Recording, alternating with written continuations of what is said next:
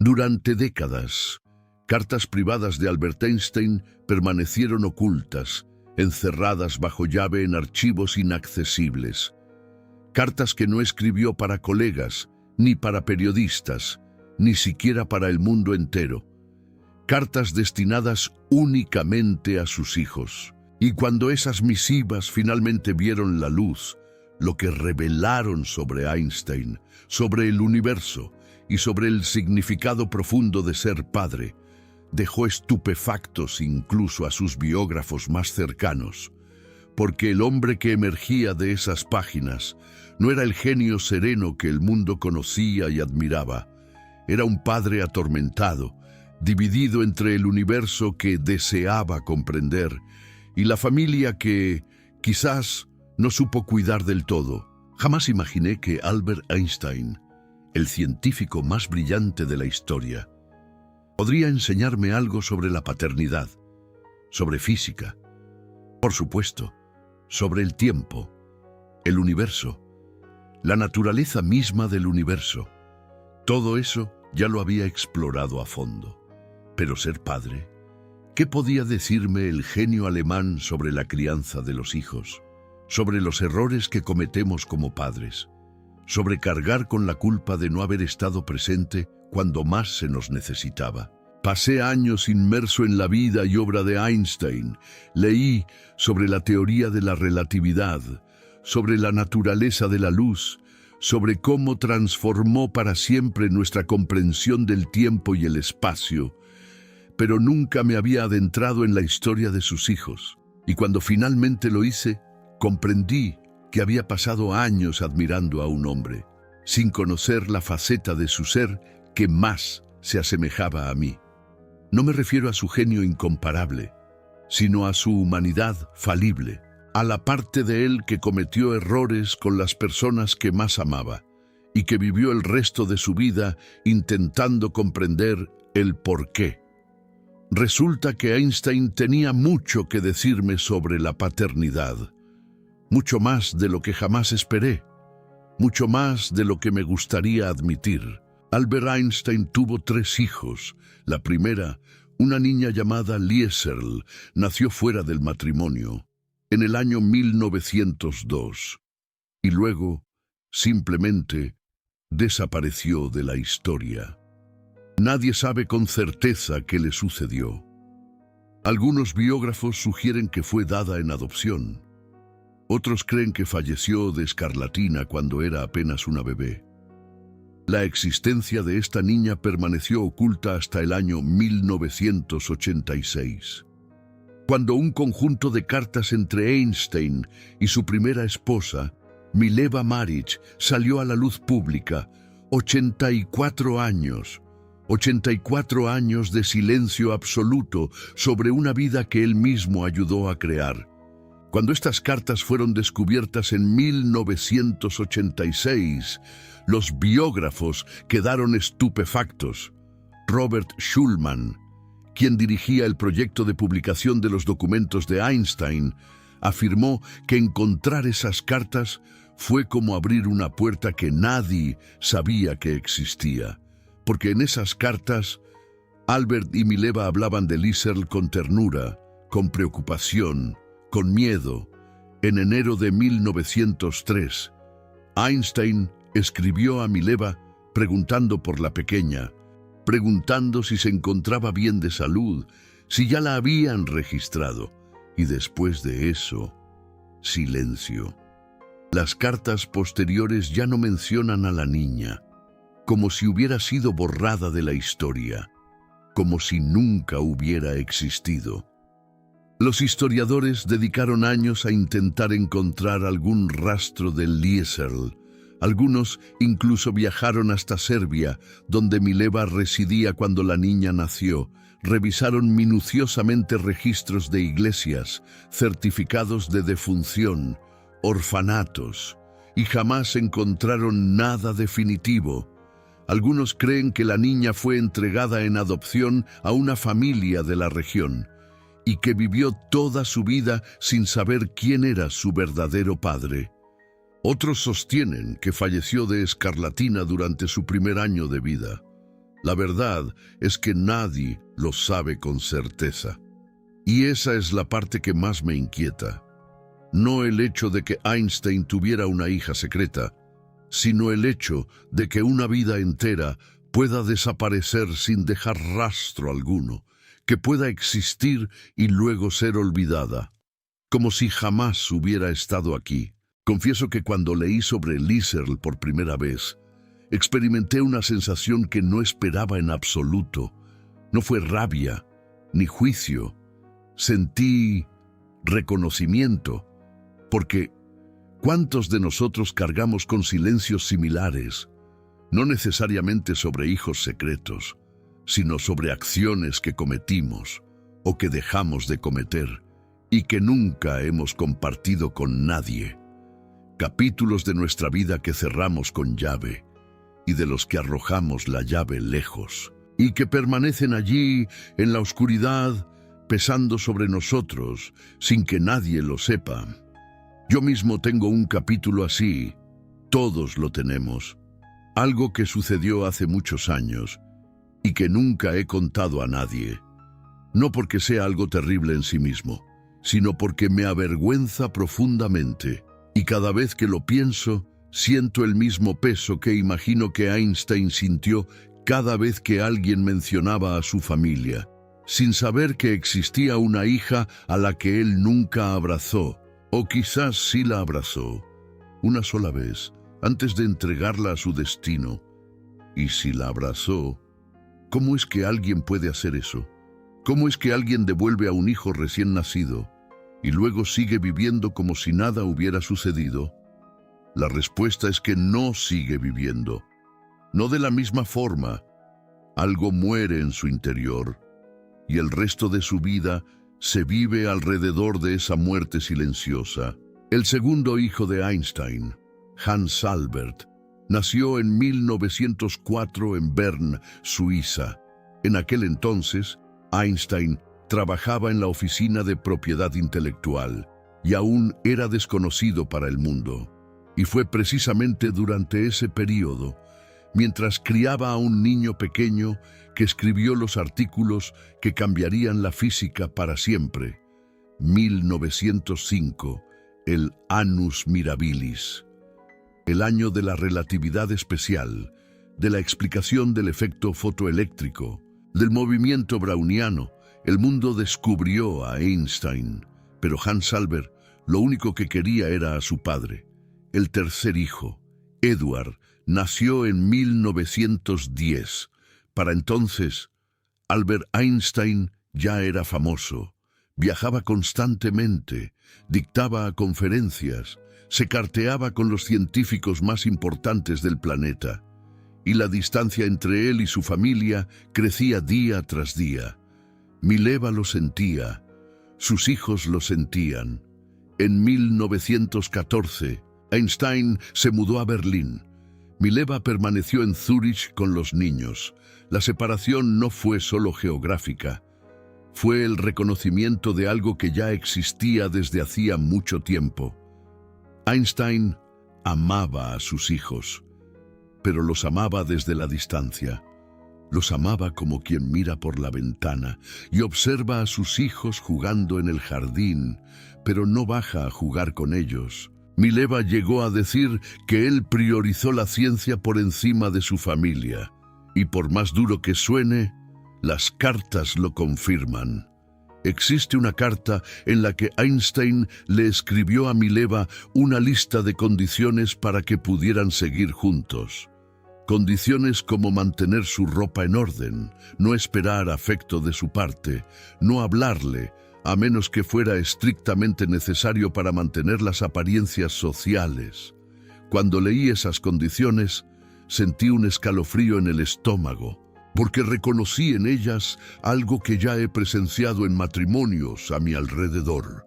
Ese momento en que una persona decide que la otra existe únicamente para servir, no para ser amada. Ese momento en que el amor muere, pero nadie tiene el coraje de enterrar el cuerpo. El divorcio se concretó en 1919. Einstein le prometió a Mileva el dinero del premio Nobel si llegaba a ganarlo. y lo ganó 2 años después. Cumplió su promesa. Le envió el dinero. Pero el dinero no reemplaza la presencia. No reemplaza a un padre sentado a la mesa durante la cena. No reemplaza la voz de alguien que te desea buenas noches antes de dormir. Pero dentro de esas mismas cartas hay algo que lo cambia todo. En noviembre de 1915, Einstein escribió una carta a Hans Albert, que entonces tenía 11 años. Era el mismo mes en que Albert Einstein completó la teoría de la relatividad general, la teoría que redefiniría nuestra comprensión del universo. El mismo mes en que estaba en el auge de su genialidad científica. Y en medio de todo eso, paró, se sentó y le escribió a su hijo. En la misiva, Einstein no habló de física, no habló de ecuaciones, no habló del universo ni de la creación. Habló de piano, habló de cómo Hans Albert estaba aprendiendo a tocar y de cómo eso lo hacía feliz. Dijo que estaba contento de que Hans Albert gustara de la geometría y tocara el piano. Y después escribió algo que me golpeó en el pecho con una fuerza que no esperaba. Escribió: haz principalmente las cosas que te dan placer, de tal forma que no percibas el tiempo pasar. Haz las cosas que te dan placer, de tal forma que no percibas el tiempo pasar. Piénsalo. El hombre que en esa semana estaba resolviendo ecuaciones que describían la curvatura del espacio-tiempo, que estaba probando que la gravedad no era una fuerza, sino una deformación en la estructura del universo. Ese mismo hombre paró todo para decirle a su hijo de 11 años: olvida la física, olvida las ecuaciones, encuentra lo que te hace feliz. Había una humildad enorme en esa carta, como si Albert Einstein supiera que toda su genialidad no valía nada, si no conseguía transmitir a su hijo algo simple y verdadero. Y hay otro detalle que los biógrafos notaron. En esa misma misiva, Albert Einstein le prometió a Hans Albert que iría a buscarlo y que pasarían tiempo juntos. Prometió paseos, conversaciones, momentos a solas, promesas que no siempre cumplió, pero la intención estaba ahí. El deseo de ser padre estaba ahí, preso entre las líneas, luchando contra todo lo que lo alejaba. Leí esa frase y necesité parar. No porque fuera profunda en el sentido filosófico, sino porque era profunda en el sentido humano. Era un padre diciéndole a su hijo, con la simplicidad de quien sabe que el chamaco tiene 11 años y no necesita de teorías: encuentra lo que te hace feliz y entrégate a eso. Era un padre que no sabía estar presente, enseñándole a su hijo el único secreto que realmente importa. No ecuaciones, no fórmulas, sino el arte de perderse en lo que se ama. Mi padre nunca me escribió una misiva de esas. No era del tipo que escribía, era del tipo que mostraba, que enseñaba arreglando cosas, cocinando, estando presente en los momentos en que yo ni percibía que él estaba ahí. Recuerdo una tarde, debía yo tener unos 10 u 11 años, la misma edad de Hans Albert cuando recibió la carta. Mi padre estaba en el taller arreglando una silla vieja. Yo me senté al lado de él y me quedé ahí, sin decir nada, apenas viéndolo trabajar. Él tampoco dijo nada. Estuvimos ahí 1 hora, quizás más, en silencio, y fue uno de los momentos más completos de mi vida. No había palabras, no había lecciones, había apenas 2 seres humanos compartiendo el mismo espacio y el mismo tiempo, y eso bastaba. Solo después de que él se fue que yo percibí que aquella presencia silenciosa era su carta. Una carta sin palabras, una carta escrita con tiempo, no con tinta. Y pienso que quizás Albert Einstein hubiera dado todo para poder sentarse al lado de Hans Albert en un taller y no decir nada, apenas estar ahí, pero no podía, o no sabía, o no conseguía. y entonces hacía lo que sabía hacer: escribía. Pero Albert Einstein no conseguía estar presente. Estaba en Berlín, mientras los hijos vivían en Zúrich con la madre. La distancia no era solo geográfica, era emocional. Era la distancia de un hombre que vivía dentro de la propia cabeza, inmerso en ecuaciones que describían el funcionamiento del universo, pero incapaz de entender el funcionamiento de la propia familia. Y aquí es donde la historia se torna dolorosa, porque Eduardo, el hijo menor, era brillante. Desde chamaco mostraba una inteligencia que impresionaba a todos alrededor. Adoraba la música, la literatura, la poesía. Tocaba el piano con una sensibilidad que conmovía a quien escuchaba. Escribía versos que revelaban un alma profunda, inquieta, atenta al sufrimiento humano. A los 19 años entró en la Universidad de Zúrich para estudiar medicina. Fascinado por la psiquiatría y por las teorías de Freud, quería entender la mente humana, quería curar lo que la ciencia del padre no conseguía tocar. Albert Einstein se sentía orgulloso y preocupado al mismo tiempo. Orgulloso por la inteligencia del hijo, preocupado por lo que llamaba de sistema nervioso delicado. En las misivas, Albert Einstein intentaba orientar a Eduardo, darle consejos sobre los estudios, sobre la vida, pero había una distancia en esas cartas que no era solo geográfica, era la distancia de un hombre que no sabía cómo ser vulnerable, que sabía escribir ecuaciones, pero no sabía escribir te amo sin que sonara como una fórmula. Eduardo admiraba al padre profundamente, quizás demasiado. Hay quien diga que parte del sufrimiento de Eduardo venía de esa admiración, de la sombra imposible de un padre que era considerado el hombre más inteligente del mundo. ¿Cómo es que alguien crece a la sombra de eso? ¿Cómo es que alguien encuentra la propia luz cuando el padre es el sol? Y la preocupación se confirmó de la peor forma posible. En 1930, Eduardo tuvo un colapso. Tenía 20 años. Fue diagnosticado con esquizofrenia. Y a partir de ahí, su vida nunca más fue la misma. La enfermedad devoró todo lo que él era: la inteligencia, la sensibilidad, la música, la poesía. Todo fue siendo consumido lentamente. Los tratamientos de la época eran brutales: choques de insulina, internaciones prolongadas, aislamiento. No había medicamentos como los que existen hoy. No había terapias humanizadas. Había paredes blancas y silencio.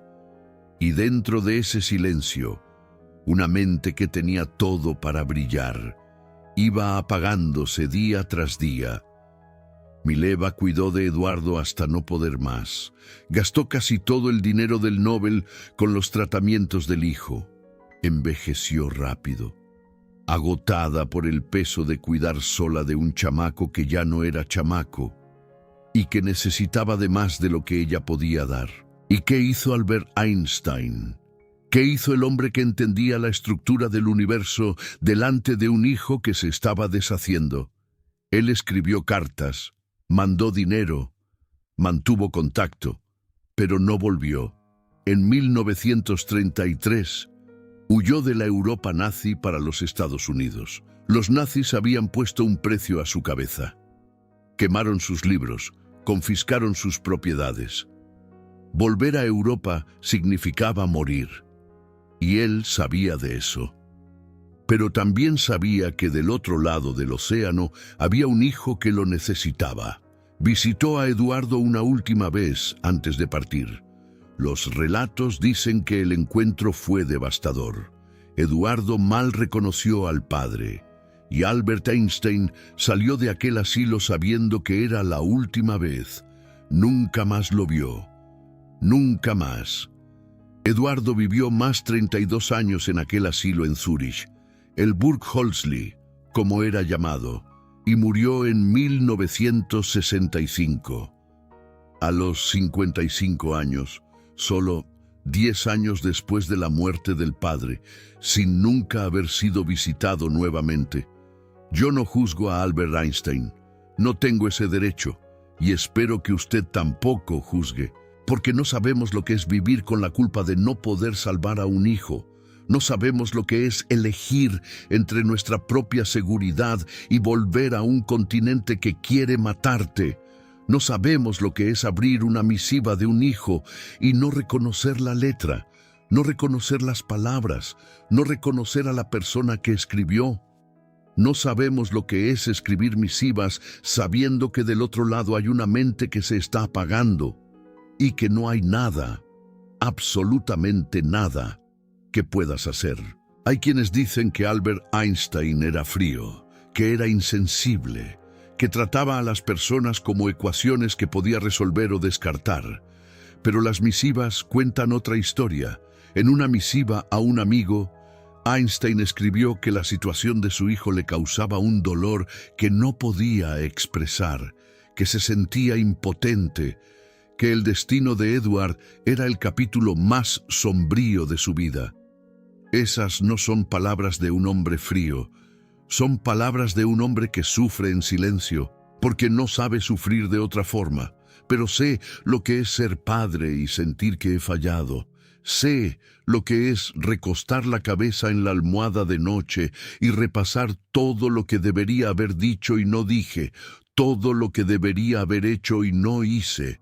Las veces que grité cuando debería haber escuchado, las veces que me fui cuando debería haber permanecido, las veces que estuve en la misma casa pero a kilómetros de distancia, porque mi cabeza estaba en otro lugar. Si eres padre o madre, ¿sabes exactamente de lo que estoy hablando?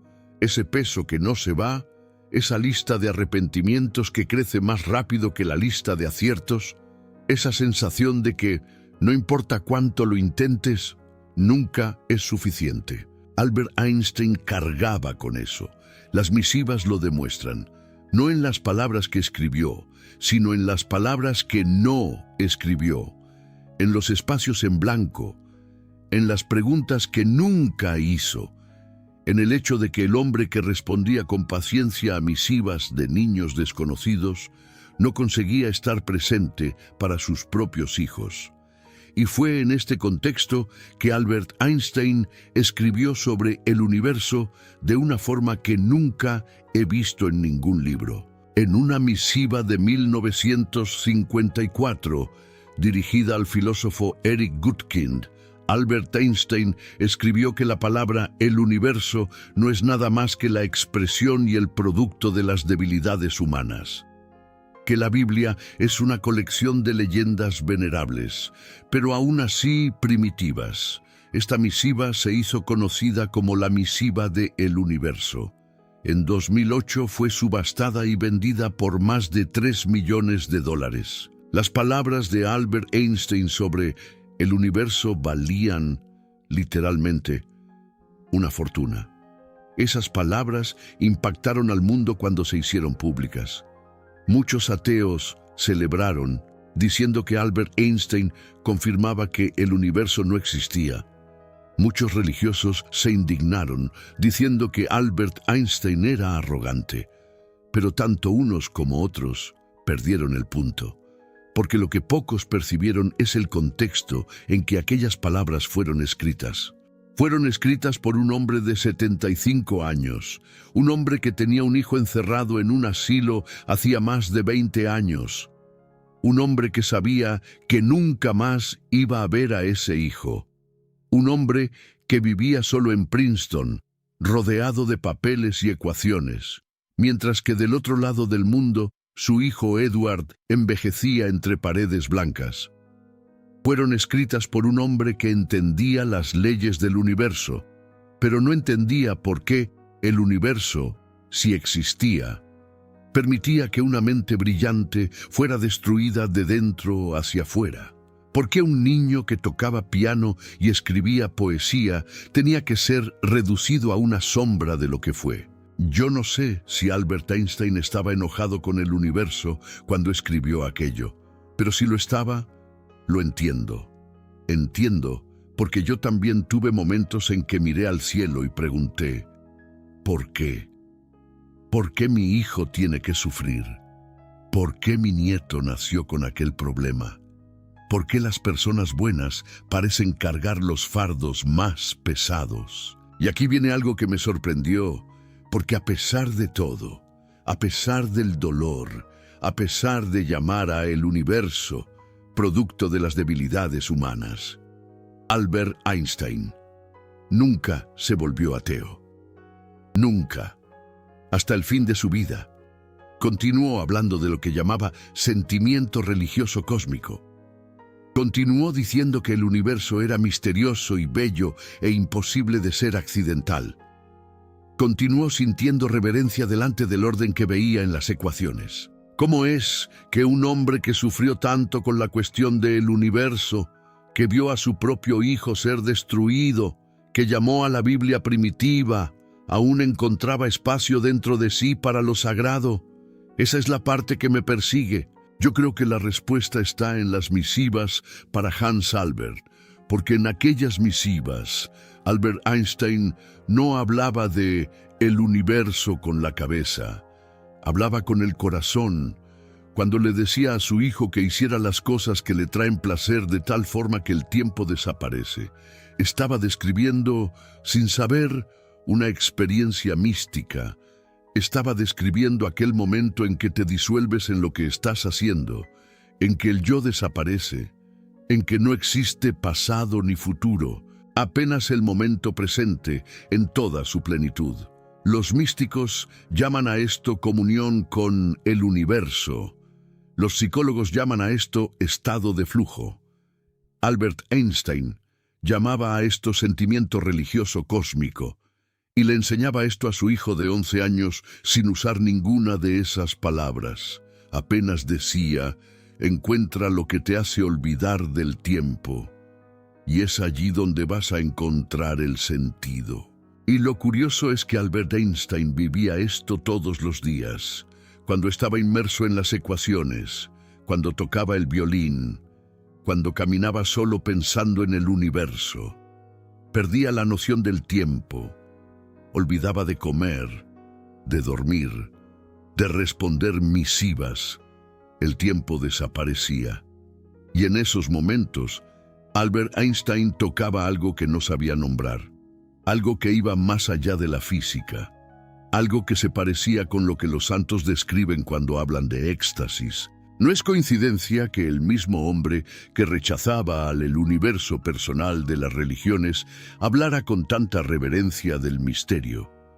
Porque Albert Einstein conocía el misterio desde dentro, no como teología, como experiencia. El problema es que esa experiencia era solitaria, era de él y de más nadie. Cuando emergía de esos momentos de éxtasis científico, miraba alrededor y encontraba una casa vacía, una mesa sin familia, un silencio que no era pacífico, sino acusatorio. El universo hablaba con Albert Einstein, pero sus hijos ya no hablaban. Si llegaste hasta aquí, gracias. Hablar sobre Albert Einstein como padre es uno de los temas más delicados de este canal, porque toca algo que todos nosotros cargamos, la sensación de no haber sido lo suficientemente bueno para quien amamos. Si algo de lo que fue dicho resonó contigo, el super thanks es una forma de ayudarme a continuar, pero solo si es natural. Tu presencia aquí ya es suficiente. ¿Sabes? Pienso mucho en lo que Albert Einstein le habría dicho a Edward sobre el universo. Si hubiera tenido el valor de visitarlo una vez más, si hubiera cruzado el océano, entrado en aquel asilo, sentado al lado de su hijo y mirado en sus ojos, ¿qué habría dicho? Creo que no habría hablado de Spinoza, no habría hablado de sentimiento religioso cósmico, no habría hablado de ecuaciones o de la armonía del universo. Creo que habría tomado la mano de su hijo y se habría quedado en silencio, porque a veces las palabras más verdaderas son las que no decimos, y el amor más profundo es el que se expresa, no en lo que hablamos, sino en el simple hecho de estar ahí, presente, incluso cuando todo alrededor se está desmoronando. Einstein no hizo eso, no consiguió hacerlo, y quizás ese haya sido el mayor fracaso de su vida, no como científico, como padre. El hombre que descifró los secretos del universo no consiguió descifrar cómo estar presente para su propio hijo. Mi madre me dijo una vez, cerca del final de su vida, no existe el padre perfecto, existe el padre presente, y aún los presentes se equivocan. La diferencia es que los presentes pueden pedir perdón, los ausentes no pueden pedir nada, porque no están ahí para pedirlo. Yo pienso en eso cuando pienso en Einstein, cuando pienso en las misivas que escribió y en las que no escribió, cuando pienso en el piano de Hans Albert y en el silencio del cuarto de Eduard, cuando pienso que el mismo hombre que decía que la cosa más bella que podemos experimentar es lo misterioso, no consiguió experimentar el misterio más básico de todos, el misterio de tomar la mano de un hijo y no necesitar nada más, absolutamente nada. La pregunta que queda es esta: ¿qué creía Einstein realmente sobre el universo?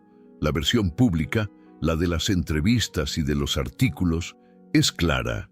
Creía en un universo impersonal, en la armonía del cosmos, en el orden de las leyes naturales, el universo de Spinoza, un universo que no interviene, que no escucha oraciones, que no castiga ni recompensa, un universo que simplemente es, que se manifiesta en la elegancia de las ecuaciones y en la belleza de las leyes físicas.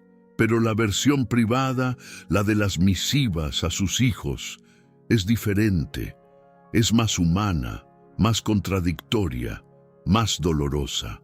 Es la versión de un hombre que quería encontrarle sentido al sufrimiento de su hijo y no conseguía hacerlo, que quería creer que había una razón para todo y al mismo tiempo rechazaba cualquier universo que permitiera lo que aconteció con Eduard, que veía armonía en el cosmos, pero caos en su propia familia, que encontraba orden en las estrellas, pero desorden en el corazón.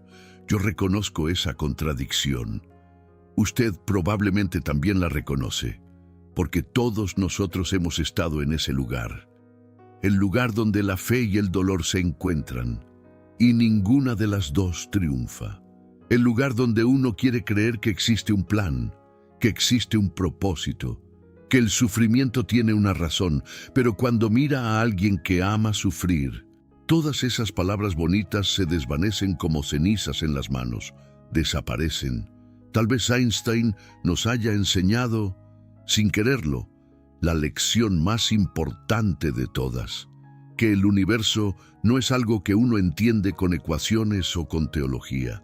El universo es algo que uno siente en los momentos en que debería estar presente y no lo está, en los momentos en que la vida te arrebata a alguien que amas y no puedes hacer nada, en los momentos en que uno escribe una misiva para un hijo de 11 años y trata, con palabras sencillas, de transmitir lo poco que sabe sobre lo que importa.